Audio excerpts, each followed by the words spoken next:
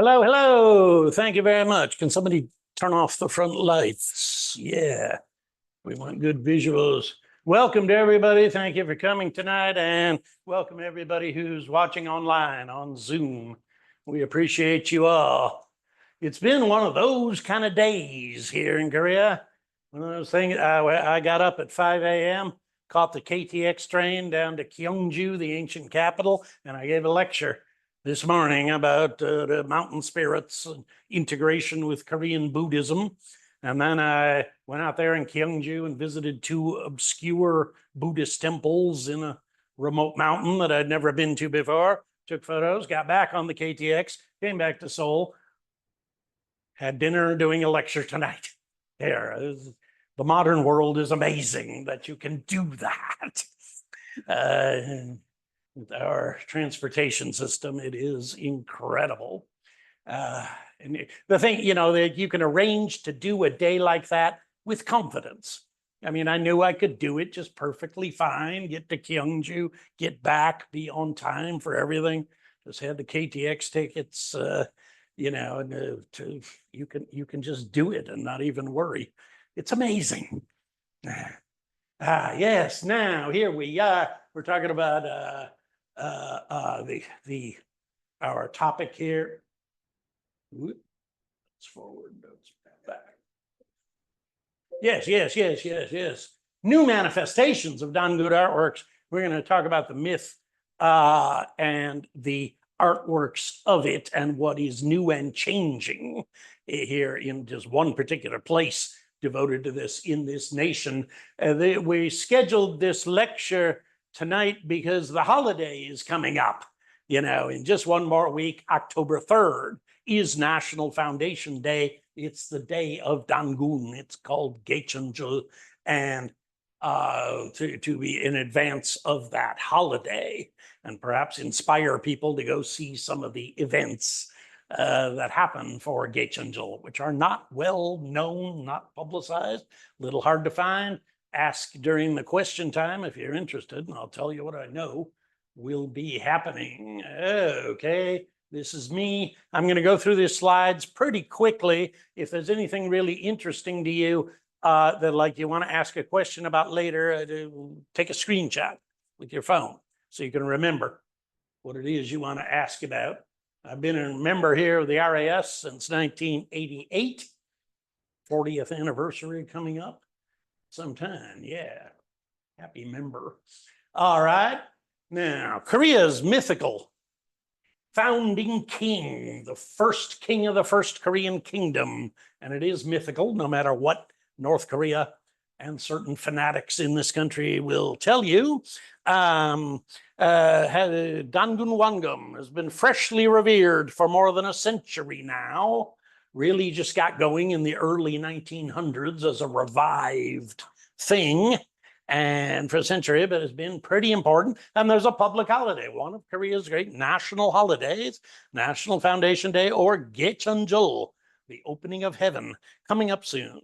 And many artworks have been made of him, but until recently were of only two standard motifs, which I will show. Yeah. And I've recently spent several days exploring many shrines for him at remote Taebaek-san, the Grand White Mountain National Park, which is devoted especially to this Dan-gun figure within South Korea, the most important place in the nation for him, for the whole myth and idea and such. And some were decades old, but others quite new, and discovered many fresh artworks, amazing in their innovation, lavishness, and prominent presentation. It's evolving, it's changing, it's quite different than it was 10 years ago, and really, really different from 35 years ago when I first visited this mountain.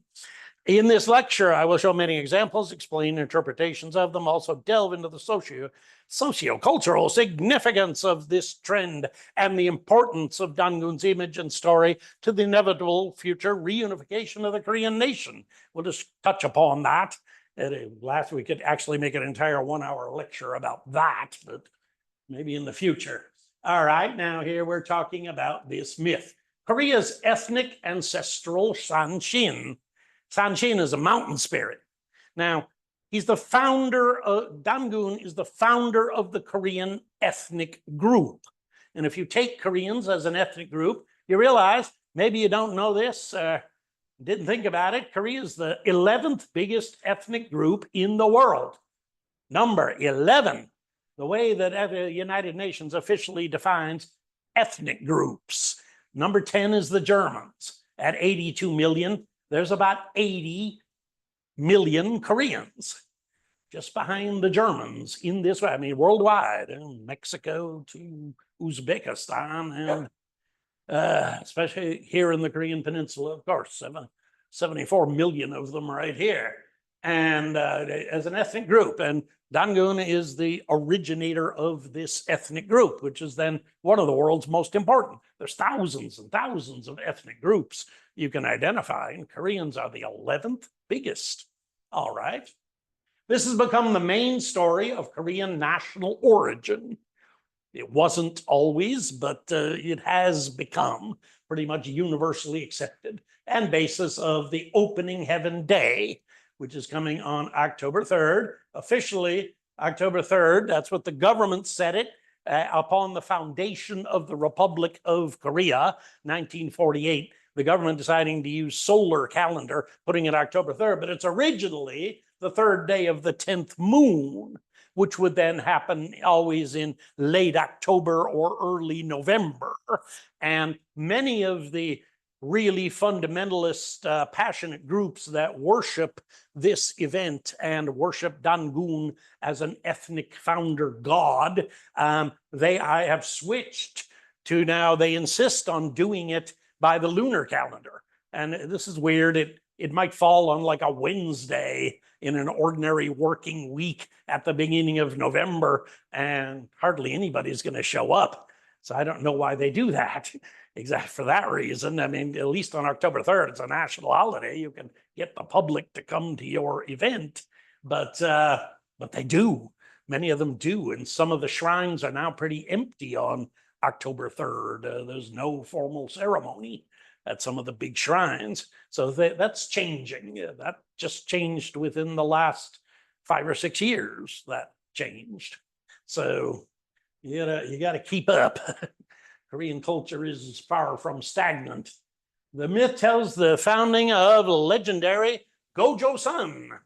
Let's call it legendary, not entirely mythical, but there's no real evidence there ever was any such thing as an ancient Joseon kingdom, although there is now in the National Museum, they have a Gaecheon room. You can see relics that they say are from Gaecheon, but not a single one of them has Joseon written in Chinese character on the bronze implements or anything, and there's no evidence that it's just anything but just regular Bronze Age relics of tribes from Manchuria and such, but they have this in the National Museum, and that's part of the politics of all this, of claiming that it's real, that it's historical, and so I'm going to give it legendary, right? In between mythical and historical.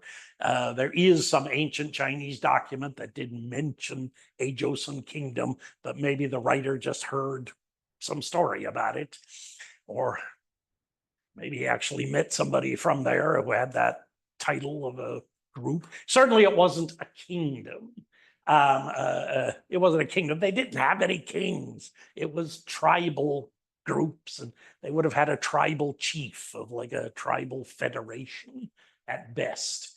Anyway, there's a very first story in the Samguk-yusa. If you don't know the Samguk-yusa, you should. It's the Old Testament of Korea, meaning the great stories, the classic, great, wonderful stories like you find in the Old Testament and then used by Shakespeare all the way to Bob Dylan as sources, of just great stories to write poems about and such. It's the great stories of Korea. In the tourism business, I've been in the cultural tourism business my whole career. This is a Bible for us. This is the great stories you use for tour guiding and explaining Korea and making Korea seem interesting and fun.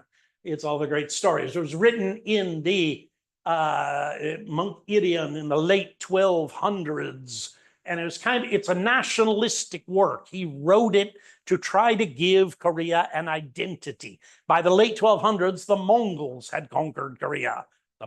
Genghis Khan, the Mongols, and it was terrible. Korea was very suffering, and the Mongols were just making Korea one colony of their gigantic Mongol empire.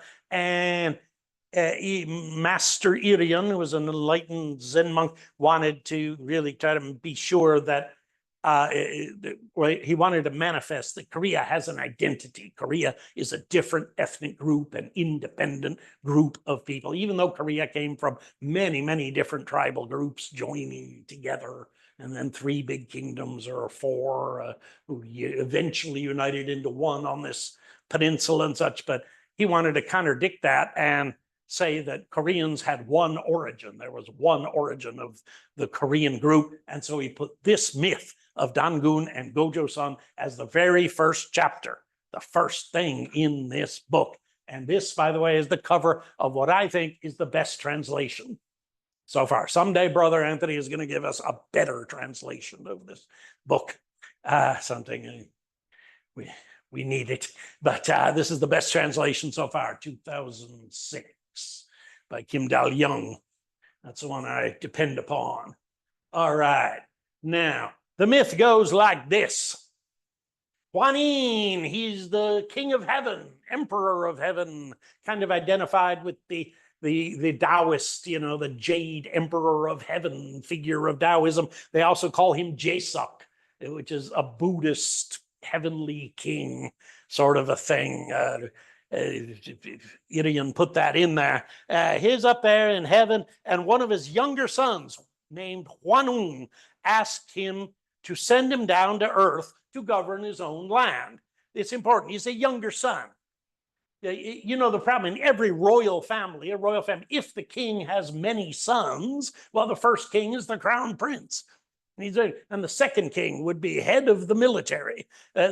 Second son, he'd make him head of the military. And the third son, he'd make him head of the religion, the national religion, whatever. And then the fourth son, what does he do? And the fifth son, sixth son, what do they do for the rest of their life? The Prince Harry problem, right? And it causes trouble. He wanted to leave heaven then. He's a younger son. He had nothing to do, but he's a leader. He feels, I am a leader. I can do something. So he asked his father, can I leave and start my own kingdom? And father says, yeah, you can go to earth. And father surveyed the mountains of the earth and chose Taebaek-san, the grand white mountain. Koreans have always worshipped the color white. It's the first thing the Chinese ever mentioned about Korea. In the scholar who went along with the army in 108 BC invading this area long before there was anything you could call Korea, but these northeastern barbarians, he noticed they wore white clothing and they used white in their religious ceremonies, white cloth and such. He thought that was very strange to wear white clothing in 108 BC, because think of the laundry problems. I mean, it's just terribly impractical. But he was surprised by this. The other thing he said is that they love to sing. These people really love to sing. They're sitting around singing everybody sings, but these people are just singing all the time. And that leads us to K-pop today. There we are. Now, he chose Taebaek, the grand white mountain. You see the name, the meaning of that then. If white is the holy color, the sacred color, the religious color, the grand white mountain. It's just a religious name. Nobody knows where this is. Even Irian, writing in the 1200s, he said, we don't know what mountain they're talking about. He suggested it's probably Myeongsan in North Korea, but he mentioned a few other mountains it could possibly have been. He did not mention Baekdu-san, but these days, pretty much any Korean you ask, the original Taebaek-san was Baekdu-san, and that's what North Koreans believe, and as official doctrine, and every 99% probably of South Koreans would tell you that this mythical Taebaek-san is Baekdu-san on the border of North Korea and China, a giant volcano. which name means white head mountain, white head, because it's always snow-capped, even in August. It is snow up on the peak. So now, Taebaek-san is the name of a mountain in South Korea also. Just happens to have that name, and I don't really know when it got that name. If we had Suk Ji-hoon here, he'd certainly tell us. But I don't know when it got that name, but a long, long time ago got that name. So that mountain, just because that's in South Korea, has become identified with this myth, although nobody seriously thinks that Dan-gun appeared at the South Korea Taebaek-san. Nobody thinks so, but it does have that name, so it's used for this religious purpose because we can't go to North Korea for the real Taebaek-san. It could have, the actual mythical Taebaek-san might have been someplace in Manchuria, even. Nobody knows. Right, the best site. So from heaven, surveying, choosing this mountain, the best place. He sent down his son, opened heaven. That's what Gaecheon, from Gaecheon-jeol, opening of heaven, sent down his son to benefit humanity. Hongik-ingan, which becomes a very famous phrase in Korean culture. Hongik-ingan, to benefit humanity. It's why the son of the Lord of heaven came to earth, to benefit humanity, to bring benefit to the people. What does this mean? These were Bronze Age people. These were Bronze Age invaders, horse riders coming in from Siberia. There were Stone Age people here already, more like Filipinos or something, Pacific Island kind of people, not the Koreans we know today. There were Stone Age people here. They disappeared. They're all gone. Nothing left.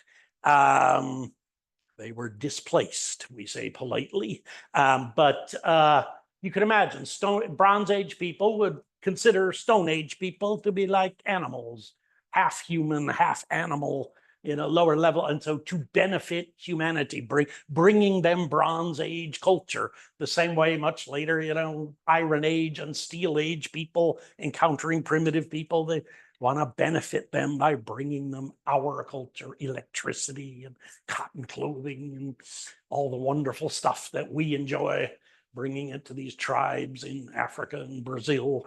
Doesn't always work out very well when we do this, but to benefit humanity, which actually then becomes, in Korean political science colleges and such, studying political science, they kind of begin with this. It's in the textbooks as like the original Korean political philosophy, the purpose of government. Why do we have a government? Why do we have a king? We used to have a king. Why do we have a government at all? To benefit the people. And if the government benefits the people, then it's a good government, a legitimate government. If it harms the people, does not benefit them, or even harms them, it's illegitimate and should be overthrown.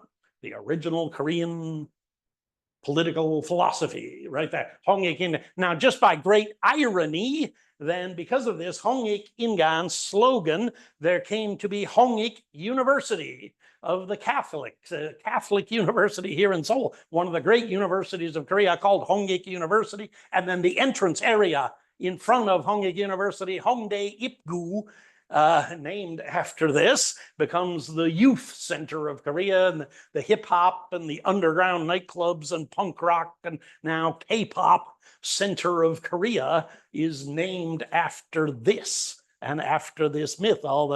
Ask any of the teenagers down there in Hongdae walking around the streets these days from 100 different nations, and nobody has any idea, including the Koreans, any idea where that name comes from, why it's called Hongdae. Anyway, this is a photo from America. It's a real thing that happens sometimes in atmospheric science. A phenomena like this, swirling clouds, and a hole develops and sweeping. You can imagine the opening of heaven and a spirit descending from heaven. This does really happen in the weather. This is an actual real photo from the United States, actually, but it happens anywhere in the world. Well, sometimes, and you can imagine the opening of heaven and spirit coming down. Okay, this is Jaesuk, when it said that the emperor of heaven, the king of heaven, is also Jaesuk. That's Jaesuk Buddha surrounded by stars and planets, the sun and the moon. This is a Chilsung painting. The Jade Emperor of Heaven is down here, but Jaesuk Buddha is kind of a manager of heaven, let's say, the manager, the administrator of heavenly things, and he's identified, Irian identifies him as similar to this Huanin figure, king of heaven, right? Now, Hwanung, his son, his younger son, descends with the 3 heavenly seals or treasures. His father gives him 3 things, either some kind of seal of authority, like a stamp, or treasures. You could, there's 3 treasures, like the 3 treasures of the Emperor of Japan, with a bronze mirror, a sword, and a big jade, a big piece of jade that signified they very similar, and probably some treasures like that to show his authority to be a king. And 3,000 followers in 4,000 years ago, that's a big army. Probably bigger than any actual army of any tribal group in this entire region. That's a lot. 3,000 followers. He had an army with him from heaven, so not just coming alone. Okay, now he descends to a sacred sandalwood tree. There's actually no sandalwoods in the upper reaches of Korean mountains. This is a Buddhist addition. Sandalwood is where they make incense from in India. And later, Korea got it much later, and so it wasn't really a sandalwood tree, but the Buddhist monk writing this did insert that to make an incense tree as a sacred tree on the peak of Taebaek-san, on the summit, on the peak. He descends to the peak and he establishes a Shinsi, sacred city or spirit city, a spiritual city around the summit of the mountain. Imagine this very high mountain. He marshaled the noble spirits of wind, rain, and clouds as his ministers. Of course, around the peak of a mountain, rain, wind, clouds makes perfect sense. They has become his government ministers. Okay, he's a lord of nature. And a government was established with 360 departments to rule with laws and moral codes about many separate topics. Okay, this also makes sense as a Bronze Age government, something they're trying to rule a large tribal area and something. 360 departments. This means 360 different topics or subjects. There's 365 days in a year. So one topic for each day. Today we discuss fishing. Tomorrow we discuss deer hunting. Next day we discuss childcare. Next day we talk about criminal penalties. Next day we talk about fire building or wall building. 360 things that government should pay attention to, and one on each day for organization. That kind of makes sense. And 5 days for holiday. 5 days like end of the year holiday. Koreans used to have 5-day festivals, indeed, like Danoje and such, 5 days long. So this makes actual sense as kind of a structure of a Bronze Age government. Yeah, all right. Now, a bear and a tiger both came to Holy Hwanung and prayed or begged to become human beings. This has always been very strange to me. It's weird. Why the hell would a tiger want to be a human being? Isn't it much better to be a tiger? I mean, in the old days, before humans had guns, I mean, we have to go to school. We have to get jobs. We got to get married. Tigers just run around doing whatever they want to do and eating and enjoying the mountains. Much better. Why do they want to be human? That hardly makes sense, but all right. Imagine this as though, please imagine this, as Stone Age people, encountering the Bronze Age people would make the Stone Age people as their slaves. Just automatically, they'd regard them as animals, make them their slaves and try to teach them a little Bronze Age culture as much as they could. But suppose the bear people and the tiger people, the ones who hunted bears in the mountains, were called the bear people of the Stone Age. And the ones who hunted tigers, strongest of all, such called the tiger people. The one who caught ducks in nets would be the duck people. The fishing would all the time, they'd be the fish people. Those who gathered mushrooms would be the mushroom people, and they would all trade their goods with each other. Imagine like that, Stone Age tribes, kind of makes sense. And they want to become human beings. That means they want to join the Bronze Age. We want to be part of you. We don't want to be your slaves. We are bear killers. We are tiger hunters. We're tough. We're strong. We'll be your soldiers. We'll be soldiers for you. Let us join your military and we will become human beings. We'll join the Bronze Age. Don't treat us like Stone Age animals. All right, that kind of makes sense in a way. And then the heavenly prince decided to give them a chance and gave them a bundle of mugwort and 20 bulbs of garlic, and told them if they ate only these sacred foods and stayed in a cave, or at least out of the sunlight, stayed in the darkness for 100 days, they would become human. Okay, you're looking at the first kimchi. Now, Koreans didn't have any cabbage back then. They didn't have any radish either. Up in Siberia, the winter is 6 months long in Siberia. Mugwort and garlic are both medicinal. They're medicinal. They help you get healthier. They probably would help people survive the Siberian winter against viruses and such. And pickles, they developed pickling up in Siberia because 6 months of winter and you have dried fish, dried meat. So you had to have pickled vegetables to go along with that. And these would be regarded as, these would taste terrible. Raw mugwort and raw garlic pickled tastes bad, but it's medicinal. It's good for you. So he would assign, this is our sacred food, our holy food, this special pickle, the first kimchi on record, right? And give it to them and say, you eat this for 100 days. Okay, what is 100 days? That is exactly the length of a Korean winter, at least before global warming, whatever, just about the 1st of December until about the middle of March. 100 days, that's a Korean winter. This kind of makes sense. Stay in a cave, stay in the darkness. Bears do that anyway. Bears hibernate. And maybe the bear people, in imitating their prey, would also hibernate in winter. I don't know. This is a children's cartoon of this. The bear crying, eating the mugwort and garlic, and the tiger vomiting as some angel girl brings in more into the cave. And this is a drink they were actually selling before, little brown bottles, you know, those medicinal drinks. I haven't seen it in a long time, but they used to sell this in the pharmacies and such as like a hangover cure. It had mugwort and garlic in it, and caffeine, of course, lots of caffeine, and some B vitamins. It's like a hangover cure. It's like after you've been drinking too much soju all night, in the morning, have some of this, you can become a human being.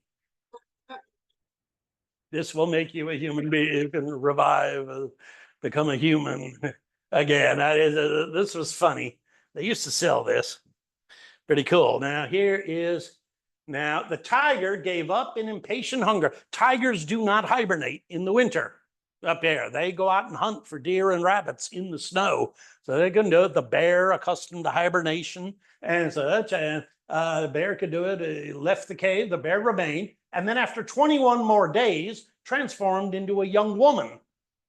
This is the bear with mugwort and garlic who becomes the first Korean woman, or at least the first Korean queen, shall we say. And this is why, you know, how everybody's afraid of the short, burly women in the subway with permed, curly hair who push you out of the way to get a subway seat. And in the market, they're so aggressive, the ajamas. All their husbands are scared of them. Everybody is. They rule this nation. Ajamas come from bears. The first ajama was a bear. It makes perfect sense. There it is. This myth goes right along. And this is a postage stamp set. The Korean government a while ago, 30 years ago, made a whole postage stamp set of this myth. And here is Hwanung giving mugwort and garlic with his ministers over here, bear and tiger. And here the bear is eating, the tiger leaves the cave, the bear becomes a beautiful K-pop star girl, etc. Now, what's this about? Okay, the bear people win the contest. What is this contest of eating the kimchi in the cave? They win the contest. That would mean the chief of the bear people, his chief, he would have a daughter, right? In these days, 12, 13-year-old girl, some pretty daughter, and he gives her to the Bronze Age chief to be his wife. That's how they made alliances in these days. That's what it means a bear became a young woman. The chief of the bear people, his daughter was given to the Bronze Age people, and their leader, he took her as one of his wives, and so she becomes a human being, and by transfer, then her relatives of the bear tribe, they become human beings. They become accepted and such. This does make some sense, not just as a myth. Now, the bear woman, Unya, the first Ajumma, was grateful and made offerings to Hwanung at the stone altar by the secret tree on the peak of the mountain. She climbed up to the peak and at the stone altar. Remember, Hwanung is a spirit. He's a spiritual, not a real physical like person. He's a spiritual person. Now, she had no husband, however. You can imagine who wants to marry a girl who used to be a bear, who has transitioned, shall we say, from bearhood into a young woman who's going to marry her. Frightening enough.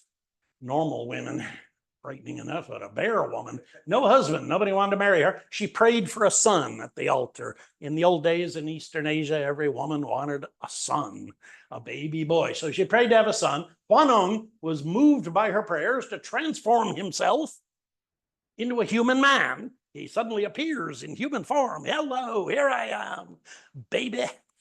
You want a son? We can arrange that. And he mated with her. That's what the translation really says. That the original Chinese character said. The Koreans always translated. They got married and lived happily ever after. There was no marriage back then, not the way we think of it now. There was no such thing, whatever, and such. No, they did not get married. The Chinese character said they did it. Okay, then presumably Hwanung goes back to being a spirit. All right, 9 months later, as usual, she gave birth to a son, and he was named Dan-gun Wanggeom. All right. Wanggeom is just a title of king, an ancient kind of tribal leader becoming king. The Shilla kingdom, they used Marakpan for their tribal leaders all the way to 500 or so before they started saying king. Other Korean groups and kingdoms had different names, but here, Dan-gun, and Dan-gun means sandalwood king, sandalwood leader. Primary, but originally probably this meant shrine, dan, shrine, altar, an altar, a stone altar, because remember she made altar at the stone altar, and Dan-gun is the king who came from the altar. This is where they mated, and she got pregnant, and he comes from that. It was originally Dan-gun, meaning altar king from the altar, but the Buddhists changed it to sandalwood, like the sandalwood tree, like incense, to give a more Buddhist meaning, simply. Okay, so that's what he becomes known as. So he's the first king of the first Korean kingdom. He is the grandson of the king of heaven, emperor of heaven. Yes, his mother was a bear. Now, this is a painting of this by modern artist Lee Soo-cha in 1999. After she visited North Korea, she had an exhibition down in Insadong, and I attended the exhibit and took this photo. And you got the sun and moon up here right now. This is Baekdu-san, the cauldron of Baekdu-san, obviously that great volcano where Koreans now believe it happened. Here's the sacred red pine tree of Korea, the king of all plants to Korean people. It's even on the money, on the 10,000 won bill, red pine tree, and then the birch tree from Siberia. So you got to see the sacred tree of Siberia where Koreans came from, and the red pine tree of Korean peninsula, where they end up. The tiger is walking away in disappointment, and here we have beautiful bear girl and Hwanung. Why the artist made her skin so light color, so whitish, and he is distinctly darker skin, although he's the son of the Lord of Heaven. I don't know. Never had a chance to ask her that. But there you are, a depiction of the myth in modern terms. Let me see. Now, Dan-gun founded the first Korean kingdom with its capital nearby what is now Pyongyang. You think North Koreans find that significant? Oh, yes, yes, they do. Oh, that is just really good politics. Irian identified the location as there, and North Koreans really love this part of the myth. They then moved to Asadal, which nobody knows where Asadal was, but probably on Mount Gulsan in Hwanghae province, just down the river, down the Taedong River from Pyongyang city. About halfway down there is Gulsan, a prominent 900-meter mountain, pretty flat land around it, so it looks really big and tall because of being very distinct at 900 meters there. Gulsan, 9 Moons Mountain, and he named it Joseon. Joseon, probably not the same Joseon as the Joseon dynasty, but that is why Joseon dynasty took that name, because this pronunciation, at least in Korean characters, of this ancient Joseon. Okay, in the 50th year of the reign of the Emperor Yao, China's mythical sage emperor who started China. He's not the guy who started Chinese civilization. That's Fu Xi. See him in a few minutes and such. But Emperor Yao is the first real emperor starting a real Chinese government. And Irian put this, in the 50th year of Emperor Yao. That's about one human life in those days, one human lifetime. It's very deliberate. You say, Koreans are not claiming to be the first kingdom in Northeast Asia. They couldn't do that. You can't claim to be older than the Chinese. That's ridiculous. And some Koreans do these days. They say they started a kingdom before the Chinese ever did, but that's just ridiculous. But Irian was putting this 50 years later. He was saying Korea's number 2. He was positioning Korea as number 2, the second kingdom ever developed in Northeast Asia, putting it number 2. Certainly ahead of the Japanese, who also claimed to be older than China, blah, blah, blah, and other groups and such around there, the Mongols or whoever and such. He was deliberately putting it as number 2. You know, we are the second kingdom and therefore worthy of respect. Dan-gun reigned over Joseon for 1,500 years, supposedly. Now, Koreans these days, Koreans are into this myth. This is Gulsan in North Korea. That's what it looks like. I have never been there yet. Very few foreigners ever have. Someday. Koreans these days, in talking about this 1,500 years he was king. Well, he was the grandson of the Lord of Heaven. He's half divine. He could live immortally, whatever. But they interpret this now. They say Dan-gun was actually a title of the king, and there was a dynasty. They say there were 33. 33 is a sacred number. 3 is always holy sacred number for Koreans, so 33. 33 men signed the Declaration of Independence of Korea, and there's 33 great temples devoted to Gwanam Bosal, Bodhisattva, etc., etc. 33 holy number. They say there are 33 Dan-gun kings, a whole dynasty of them for 1,500 years. That's how they explain this longevity of such a thing. And this is Gulsan, okay? And this is the Samsungsa, still currently in North Korea. North Koreans have rebuilt this. It's a very old shrine, at least from the Joseon dynasty. We're not sure because we can't do real research. Could be from Goryeo times, even medieval. We don't really know, but they have rebuilt it a few times. North Korean, this is, of course, destroyed in American bombing in the Korean War, but North Koreans did rebuild it now. And in there is these 3 paintings, which may be some of the oldest paintings we have on the entire Korean peninsula. Of these 3, Hwanin, Lord of Heaven, his son, Hwanung, who came to earth, and Dan-gun, his son. Of the 3 of them, maybe the oldest 3 paintings we have. I'm not sure. And again, we need Ji-hoon to tell us the truth.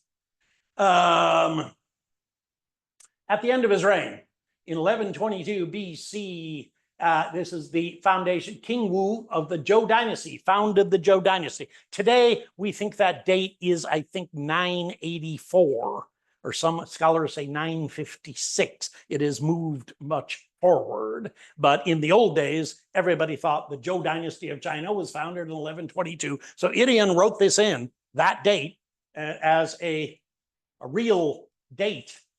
You know, this is the first time in this myth we get like real history, real date. Idian wrote this in. Founding King of Wu of the Zhou dynasty in Ziji, as Kija, as the Koreans call him, Kija, to Korea and fiefed him. He was an official of the Shang kingdom who had helped the Zhou overthrow the Shang and take power. And he couldn't keep this guy in there because he's from the previous kingdom, but he wanted to reward him. So he gave him soldiers and money and said, go northeast. Go up there northeast, start your own kingdom. So he came up and he apparently overthrew the ancient Joseon kingdom, if there was any such thing, or anyway, he came in and took over. This is actually kind of historical. We think there really was a Kija, although there's a lot of controversy over which century he really did come here and act. It could have been as late as like 300 BC, so according to some scholars. But okay, so Dan-gun moved his capital again, then returned to Asadal, and he abdicated his throne. He gave up. He said, okay, I'm not king anymore. The Chinese were coming in with Iron Age civilization. So they were doing to the Koreans exactly what the Koreans did to the Stone Age people. I mean, they're bringing a much superior force and civilization. Koreans could not resist militarily or culturally. The Chinese started taking over with their thing. And such. So Dan-gun abdicates his throne, hiding himself in the mountains, becoming an immortal Sanshin, mountain spirit, at the age of 1908. When he was that old, 1908, a real Methuselah, he became Sanshin. Now, I love this ending of this because it ties Dan-gun into mountain spirits, the main thing that I've studied for 40 years here, and such. And Dan-gun became a mountain spirit at Gulsan. He is the spirit of Gulsan. He remains immortal as a mountain spirit. And this is very evocative as Chinese culture takes over and displaces the original Korean culture in the valleys, in the towns, down by the rivers, in the towns. Chinese culture started taking over. But Dan-gun represents real, true, original Korean culture, the Siberian shamanism. He's hiding in the mountains. And this is still true today. After Korea's had this long domination by China, and then Japanese colonialism, and then the American influence all in the valleys, in the cities, in the lowlands, all this modernization. But still today, Korean culture is hiding up in the mountains. Go hiking and go find it. The shamanism is up there, and the Sanshin shrines, the original Korean culture, Dragon King shrines, and to shamanism, and the great Buddhist temples and such high in the mountain. That's where the real Korean culture is still hiding. Although these days, for tourism, some of it's pretty public, but a lot of it is still pretty hidden. Right? So this is very evocative to Korea's entire development. Foreign influence comes in the lowlands, and Korea keeps developing and modernizing, but Sanshin, the mountain spirit, he's still up there in the mountains representing the origin of Korea, representing Dan-gun. Right. Okay. Notice now, let's turn to this concept of Chunjin, heaven, earth, and humanity. It's the original philosophy of East Asia, developed by the Chinese 3,000 years ago, along with the Palgui, the 8 trigrams of the I Ching, the concept of yin and yang, hot, cold, up, down, male, female, the binary, but then a trinity also, heaven, earth, and humanity. And you combine the yin yang and this, combine them together, you can make any number combination you want and develop all human philosophy and manifestations. Here, this is a typical thing we see all over Korea: a square pond, a round island, and a standing something on it. This is a manifestation of this Chunji-in philosophy. Square pond represents earth, square, like a farm field. Round island, round heaven. Heaven is round, the dome around us, the horizon round, and standing, that's us, humanity. We stand up straight. So anything standing could be one single pine tree, could be a stone pagoda, could be a tea house, anything standing on the island. You see this is at a great Buddhist temple. This is at a great palace. You see this at Confucian shrines and temples and such all over the peninsula. You'll find architecture like this. It represents this Chun-Ji-In, heaven, earth, and humanity, Trinity. Such. So these three guys do also in the original Korean religion thinking and such. Hwanin, the Lord of Heaven, represents heaven. Hwanung came to earth. And notice he's wearing animal skins. He's like a real primitive Bronze Age guy and such. He represents earth and then representing humanity, making a human kingdom. And he doesn't have animal skins anymore. He has leaves on his shoulders, as we'll see. And this kind of emblem, you'll see this all around Korea too. In this case, the blue circle represents heaven. The yellow, in this case, square, represents earth. And then the red triangle is humanity. This is on a gong, but you'll find this all over in the deep mountain countryside of Korea where people are practicing traditions. You'll find that all the time. This is a set of those three by a master woodcarver who has his studio in Yeoju, in fact, and some masterpiece carvings here of Hwanin, Lord of Heaven, with notice the circle of heaven, and Hwanung, his son, with the animal skins, and he's got the square of earth as his halo, and Dan-gun, his son, first king, with the triangle of humanity as his halo, the wood carvings. Okay, now you see this all the time, this heaven, earth, humanity. This is even in the subway stations like this as a symbol of change, changing the lines on a map. This is indicating a subway changing place. But this became the national flag of Korea. This is the original way the flag was, and then they just simplified it. They made it red and blue only. And this is in a Catholic church right here in Seoul, representing Father, Son, and Holy Ghost of the Catholics, but they're using the Korean symbol to symbolize that in a stained glass window. It's everywhere.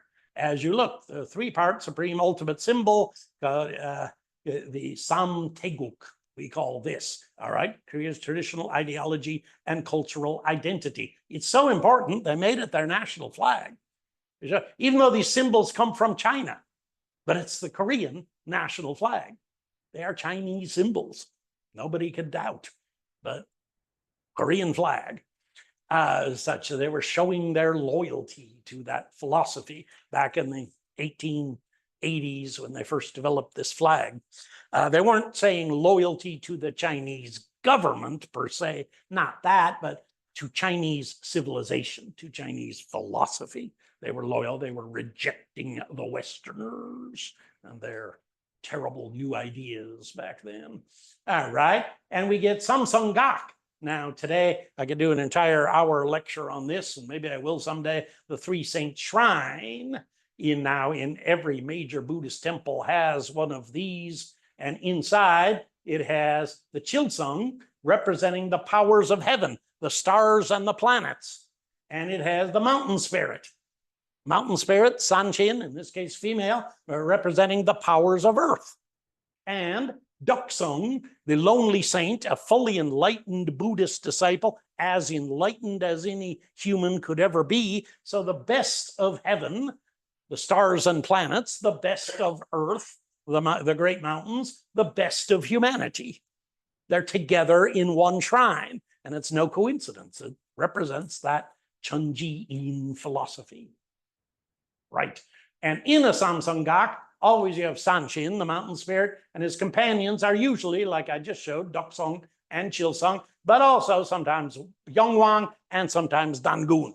So this is where bringing it around full circle comes in. Dan-gun is sometimes in these shrines as a third or a fourth person.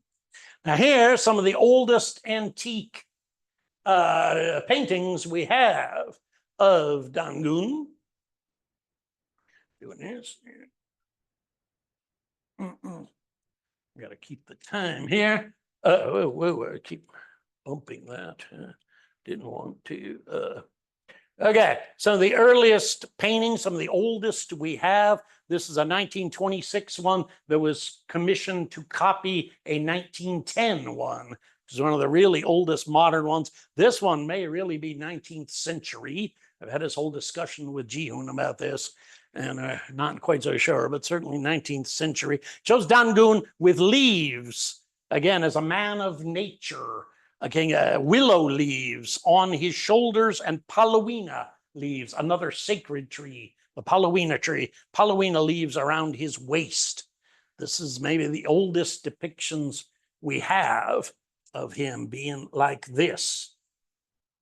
Okay, short on time. All right, that kind of motif in this is right here, a giant statue in Seoul up at Taebaek-san, and this kind of painting. Okay, and here is up at Taebaek-san itself, near the peak of Taebaek-san, at Korea's very highest temple, in their Sanshin shrine, the Sanshin, and right next to him, Dan-gun in that motif. And here's a really modernized version of that motif in a temple at Gaecheon-jeol, really getting flamboyant about it.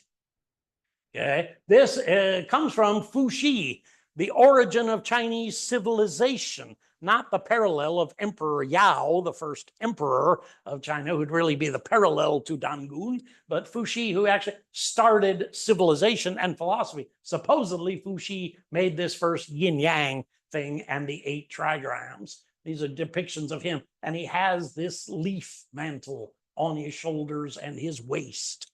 Yeah, I think clearly the Koreans copied from Fuxi motifs. Those are very old in China. Now here even have Sanshin, mountain sphere paintings with a mantle of leaves on his shoulders. You often find that. The other main motif traditionally is this of a kind of brown orange sort of robe. They didn't make it red like a king or yellow like a Chinese emperor, but kind of in between red and yellow is this curious brown sort of color, and did this, and with the straight black beard, even though he's 1900 years old, but hey, he's grandson of the Lord of Heaven, he maintains his youth. It's like an old Harabaji on the train with the hair dye.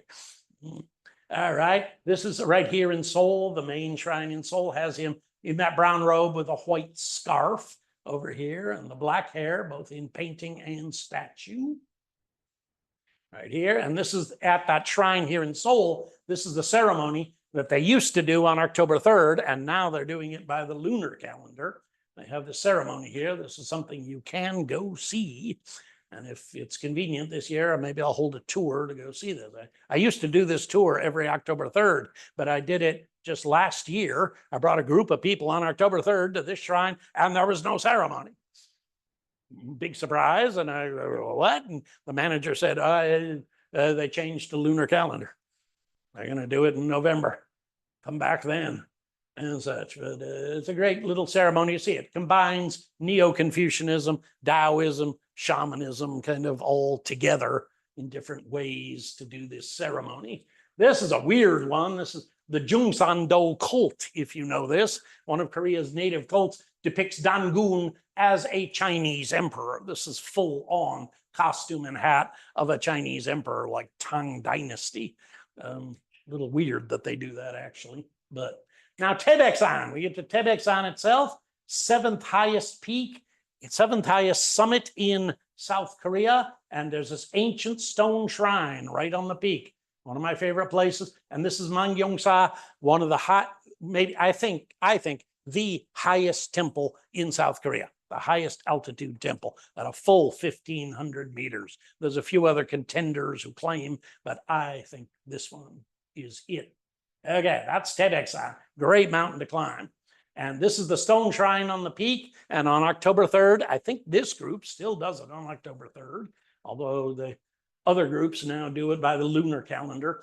They do this big banner of Dan-gun. It's an ancient stone shrine, been rebuilt many times, but as far as we know, the foundations of it go way, way back, even 2,000 years or something. And it's on this naked peak. Notice there's no trees here. So you got a 360 view, just fantastic. 360, you can see the ocean on a clear day to the east and just nothing but mountains in every direction around. It's a fabulous view.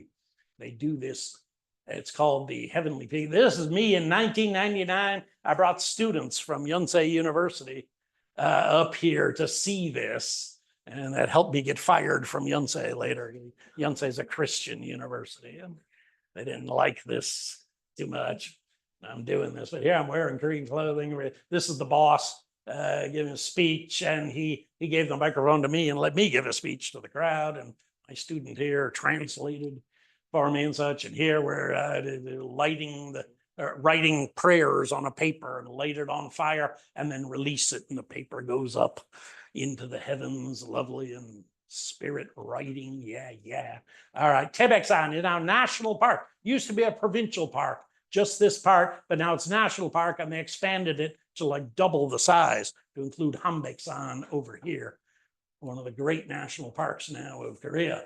This is the old Dan-gun Sunjung shrine that has been there for a long time. The old one, I don't know, 40 years, I think, that is old, pretty old, relatively for such things. The first one that I ever saw in the nation 35 years ago, visiting there, and the golden gilded bronze statue of Dan-gun that they set up. And this became a prototype of statues like this all over the nation. For a while, this group managed to put these statues in so many elementary schools all over the country, and that elementary school kids come out in the morning and bow to Dan-gun in the beginning, but then the Christians stopped that. They hated it, and they got rid of those. Christians used to come at midnight and saw the heads off the statue and such, in attacking and such, and then they just got rid of those in most of the schools. Politics, even though it's a national holiday for him. I don't want that. This is the statue in front of the shrine. I took this photo like 30 years ago, I think. And inside the shrine, this motif that he's doing, and the 3 tablets for the Hwanin, Hwanung, and Dan-gun. 3 tablets for the 3 of them. This is at the new Dan-gun Sunjung, which is a fairly new, I think only about 25 years old, more shamanic, privately owned temple. They have this painting, which is kind of fascinating. Usually, as I've shown you before, you've seen all these things at Dan-gun. There's no background. There's no background behind him. He's up in heaven or something. There's this blank space behind him. It's empty. But here, they gave him a full Korean mountain background with red pine trees, just like a mountain spirit, a Sanjin. And here he's sitting there. So it's got a kind of conflation of mountain spirit and Dan-gun. A unique painting. Now here, we're getting to the actual new shrines that I've been finding at Taebaek-san. This is a good one, the Mirakam Sanchidan Gido Sandan. That shamanism has been legalized at Taebaek. It's illegal in most of the nation. Last year, I gave a speech in April about this, about the illegality of shamanism, but there's 4 places that I know in Korea that have legalized it, and I showed photos from the legal shrines of Gaecheon-jeol of that. And Taebaek is one of the 4 that I know of. There could be more that I haven't found yet, that they have legalized shamanism. So these don't have to hide anymore. They don't have to pretend to be Buddhist temples, even though this still has swastikas there, but still a Sanchidan, mountain spirit altar temple here with a dragon king altar right up front. It's very shamanic. And inside this is a female mountain spirit, interestingly, with a tiger and all this. And behind her, they put Dan-gun. There's a lot of conflation between mountain spirit. I have many times over the past 40 years, many times I've been to a temple and seen like a Sanshin statue or painting and had the Buddhist monk point to it and say, oh, that's Dan-gun. And I'd say, no, sir, you're wrong. That's Sanshin, mountain spirit. No, it's Dan-gun. And I'd say, it's really the mountain spirit. You say, same. Or vice versa, a painting of Dan-gun, and he'd say, oh, this is the mountain spirit. And I'd say, no, it's not, it's Dan-gun. Same. As many monks and shamans do think of it that way. And there's no rules here, so nobody can say they're wrong. Manduksa is an old Buddhist temple there at Taebaek-san, one of the old great Buddhist temples that used to be pretty much entirely Buddhist. Its main feature of interest was this great painting of the Sanchin with the Buddhist monk riding the tiger coming to visit Sanchin. From the abbot of the temple had a dream, like 35 years ago, had a dream that a tiger took him riding to visit the mountain spirit. And after he woke up, he summoned the artist and had him paint this. This used to be their main kind of feature in that direction. But now at Manduksa, this painting is now in the main hall of the temple next to a dragon king icon. They've really gone more shamanic, more Taoist. They have this photo of the ceremony on Gaecheon-jeol at the peak of Taebaek-san. They have this photo. It's labeled 1980. First time I ever saw this ceremony was, I think, 1987. I think, or first time I ever got to the shrine was 87. Saw the ceremony in the early 90s, but this is 1980, very early. And they built this whole new building. There's this whole new building for Dan-gun, and look at these funny statues out on the side. That's funny. That's weird. Cartoonish, downright cartoonish. And they say Dan-gun grandfather. They call him Dan-gun Harabaji. And then the typical golden statue. And they also have a pillar with Dan-gun, and then on the side, other national founders who founded some dynasty or kingdom of Korea. People like Jumong or Taejo Isungae or Wanggeom, who founded some dynasty of Korea there. And inside, it looks like this. You've got Dan-gun with Hwanung and Hwanin, his father and grandfather, and all kinds of statues in here, big and small statues with people's names on them. They paid for membership. And the three-legged crow symbol, which actually comes from Goguryeo Kingdom and is a very important sacred symbol from very ancient Korea, which Koreans have more recently kind of readopted again. The three-legged crow as a symbol of their culture. This is Hwanin, Lord of Heaven. New style, new kind of painting. Notice he's holding this kind of book or tablet, could be a book, with that symbol, heaven, earth, and humanity on it and such. And here's Hwanung, his son, who came to earth, looking rather Dan-gunish, like the other motif of Dan-gun. And then this is their Dan-gun, with his hands open to benefit humanity. And he's got the symbol on his waist and a national flag down here, and behind him the Chunbugyeong scripture. Such here, this whole setup display, very nice, with the three-legged crow, who's a symbol of the sun, the ultimate god, the ultimate good god, the sun, from ancient Goguryeo Kingdom, and has been revived now in South Korea as a sacred symbol. This is that temple, Manduksa, from the side, just beautiful view of lovely Taebaek-san landscape. Now, Dan-gunam, a whole new place that didn't exist before. And I found this last year, okay, Dan-gunam, it's called Dan-gun Hermitage. And inside, again, innovative, new, modern paintings, Hwanin, Hwanung, Dan-gun, nice.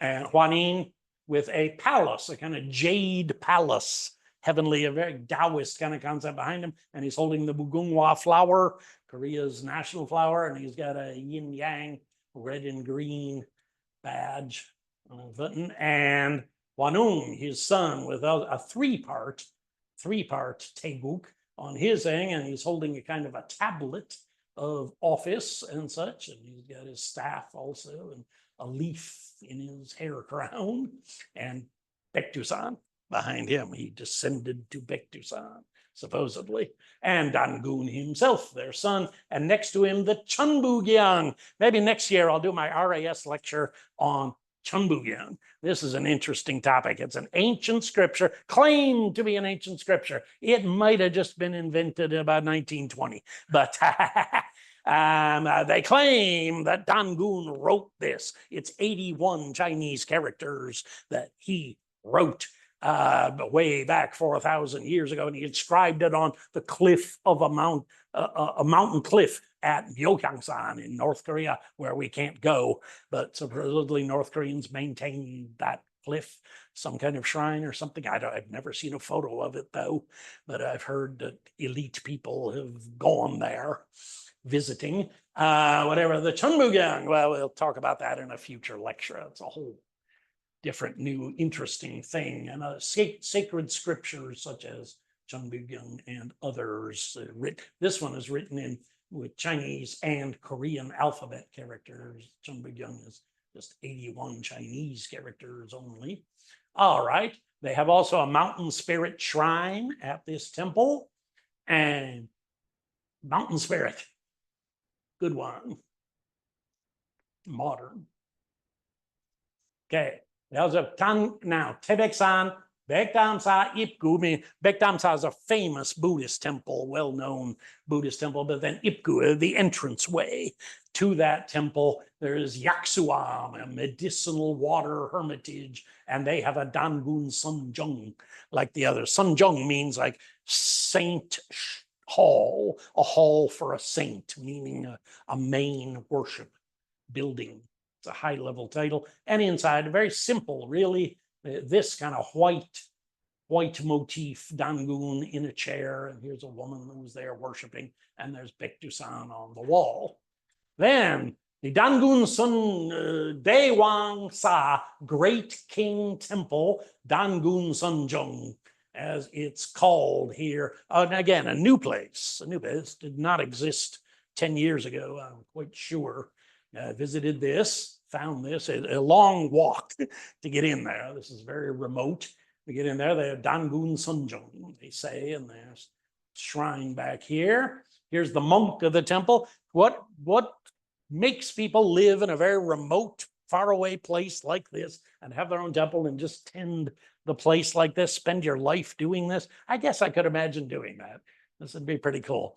But I don't know, it's very isolated. And people who choose to live this way out here, but they do make a living at it. In here, he's got the national flag and Baekdu-san once again with, it's very patriotic, and Dan-gun all in white, the white motif, not even showing hands, and a halo, are really more of almost a Western Christian sort of halo type there. They also have this, this is a copy of a more famous painting of King Dan-gun.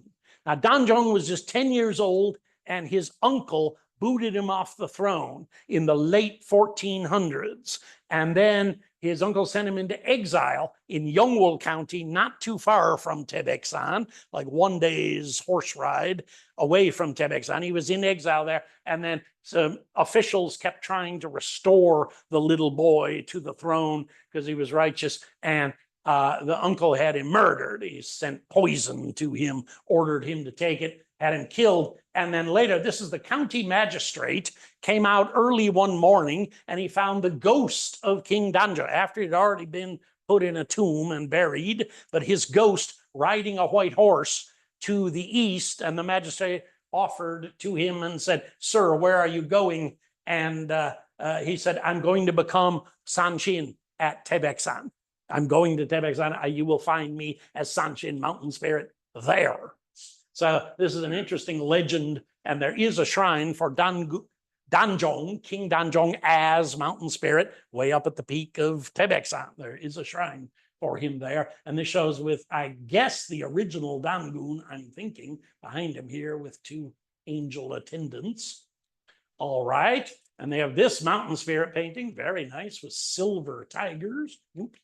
Silver tigers in there, and a boy bringing the peaches. And this is just me having then a meal with a monk, and I'm feeling tired.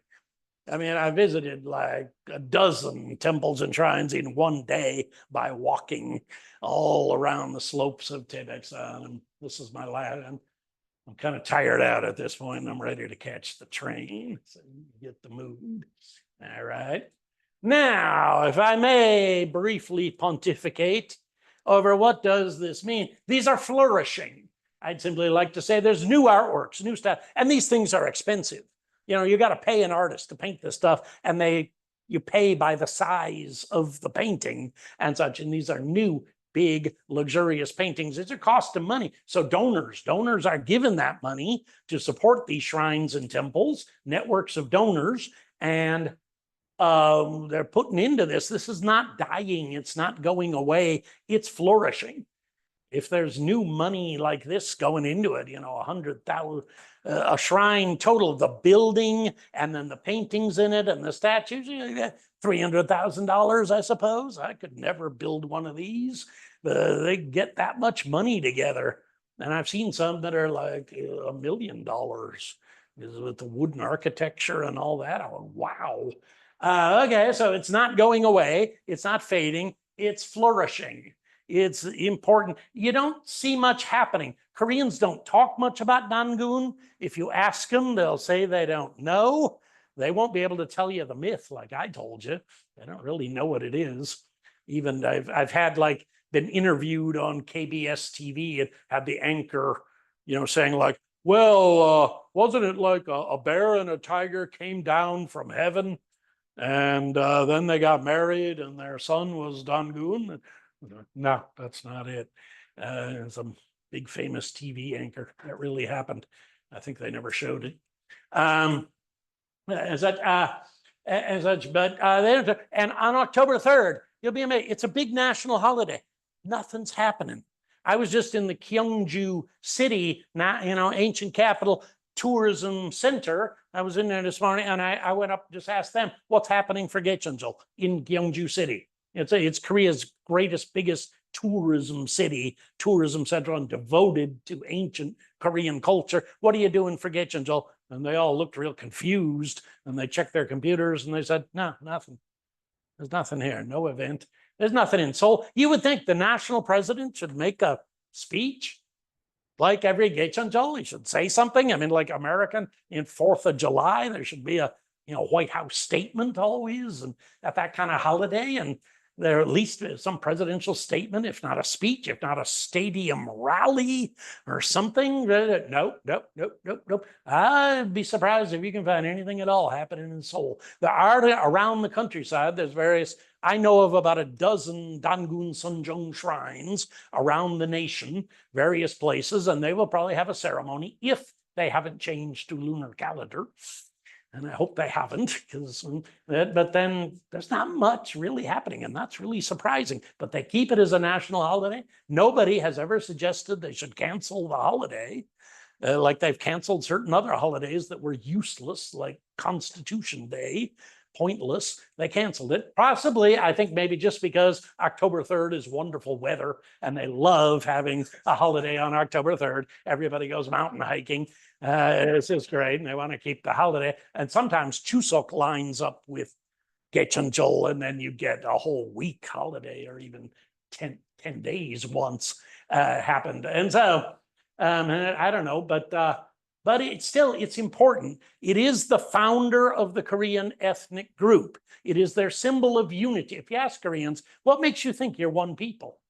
You know, you actually came from like 100 different tribes that slowly melded together. What makes you think Koreans are one people? They'll bring up Dan-gun. They say, well, don't you know the story? A bear and a tiger came down from heaven. But it is their story. It is the foundation. Now, it's against history. It's not at all what happened. A whole bunch of different people came together and slowly formed into one kingdom by 700 AD. But this idea that there was originally one Korean kingdom, one Korean king, out of all of it, there was one guy who started it, and therefore they are all people. Some Koreans, even in the late 20th century, influenced by the Christians, influenced by American Christian teachings, they started to take Dan-gun as an Adam and Eve story. They started to say, these are actually the first Koreans. Genetically, we are all descendants of Dan-gun. Everybody who calls himself a Korean comes from Dan-gun and his wife. All this, and then I say, oh, so you're all committing incest, are you? You're all really one clan? What? Is that good? But they started to do that. That's Christian influence. They're just adopting that Adam and Eve thing. But it is the origin of their ethnic group. And I think it will be important in the future. I think it will be. Now look, North Korea takes this really seriously. Much more, South Korea made postage. South Korea put a Gaecheon-jeol room in the National Museum, make a national holiday. They do this various stuff as if, to play this up. North Korea says it's not a myth. That is official North Korean doctrine. This is history. It happened. Not maybe the part of descent from heaven to earth and the bear and the tiger. They kind of ignore that. But they say Dan-gun was a real man and they have his bones. These are Dan-gun's bones. They found them and they exhibit them inside this. They say they rediscovered his tomb, which is conveniently just outside of Pyongyang City. And they say that was Asadal, the original, the great capital of Dan-gun, right outside Pyongyang. And for political purposes, this is very obvious. They built this during the starvation period, the Great Starvation between 1995 to 2005, and the whole country, Hungary, and 10% of the country starved to death. They forced all kinds of Koreans into slave labor to build this while they were hungry and didn't have enough food. That's incredible. And they spent, look at the money, what that cost, this giant stone pyramid and these gigantic, a human is about this big, gigantic stone statues and lanterns, everything. The money they spent on that while 10% of their country was starving to death. And they were refusing to buy rice from Thailand and such because it's foreign food and we don't want that. Just ridiculous, the energy they put into it. But they say he's in here, him and his wife. They found the bones. They exhibit the skeletons. No foreign scientist is allowed to examine them. And in fact, no foreigner can go inside that building at all. But some foreigners, a friend of mine from New Zealand, really did go to this and could walk around the outside of the tomb. They wouldn't let him go in. Only Koreans, whatever, but they claim these are about, he was 7 feet tall. The skeleton is huge. He was 7 feet tall. His wife was about 6.5 feet tall. They were superhumans and they display the skeletons. These are probably made out of plastic, but so the thing is, they take it seriously. And they published this book, Dan-gun, Founder King of Korea. I got this book in 1996. Back at the North Korean embassy in Beijing.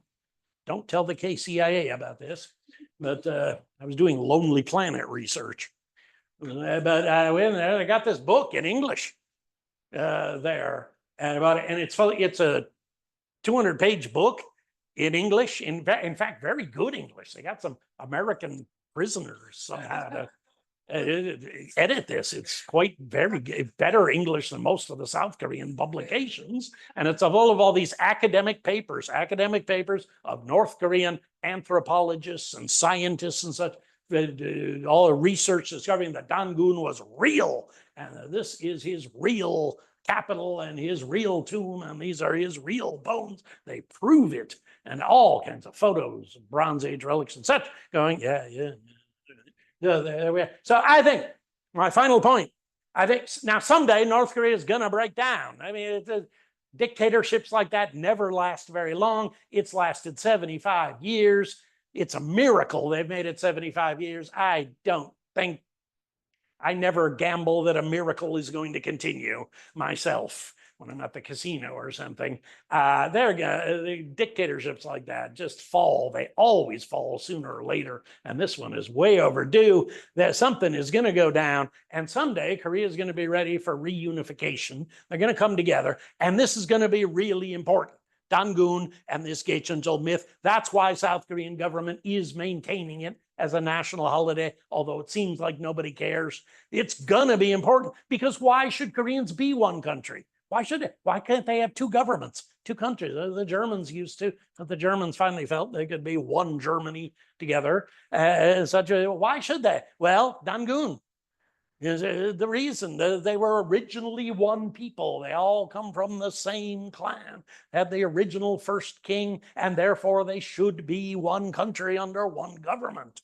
That's why they should come together. And it's about all they have in common. North Korea, South Korea, what do they got in common anymore? Religion, Christianity, Buddhism? No. Capitalism, communism? No. Nothing. Hanbok clothing, a little bit, and kimchi. They all eat kimchi, and they all eat buckwheat noodles. Okay, that's about all they have in common anymore. They even have different language pretty much going by now. The only thing they really have in common to believe in is this. Dan-gun, Gaecheon-jeol, this story, this myth. So when North Korea does break down and they start coming together, this is going to get important.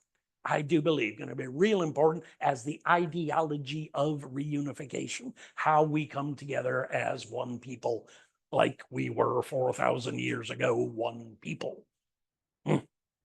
I think it's going to be important, and that's why both sides are maintaining it at a very high level. Okay, Dutch. Check my website, friend me on Facebook, you will, or write email to me if you have any questions, anything. And I give tours, do tours. I'm doing a tour this Saturday to shamanism place. I'm doing another one in October, a public tour to shamanism at Gaecheon-jeol. We're going to see some Dan-gun shrines, October 19th. So contact me if you want to go on a tour, or if you have any questions about any of this. And on my website, there's a lot more photos about Dan-gun and about that tomb and about shrines and stuff everywhere. So thank you very much for listening.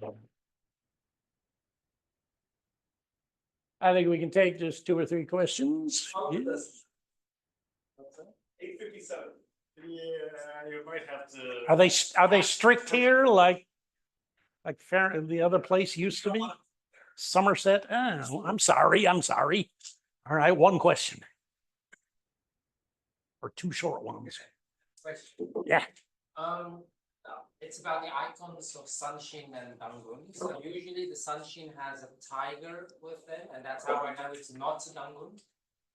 Sanshin always has a tiger and a red pine tree. Tiger's the king of wild animals. Red pine tree is the king of all plants, the plant world. So, and he represents the mountain that hosts the wild animals and the plants. Dan-gun has the leaves. That's how I know it's Leaf mantle or brown robe.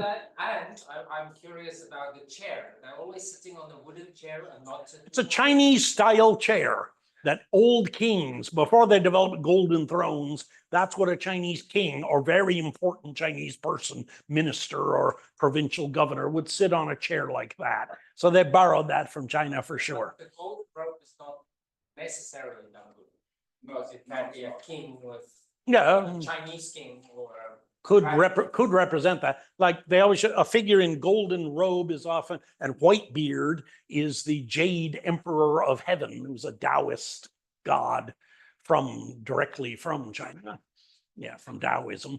So yeah, you can't tell by that. Dan-gun is either pure white or white with the leaves on him, or the brown robe, and there's no leaves on that. I've never seen brown robe with leaves on the shoulders.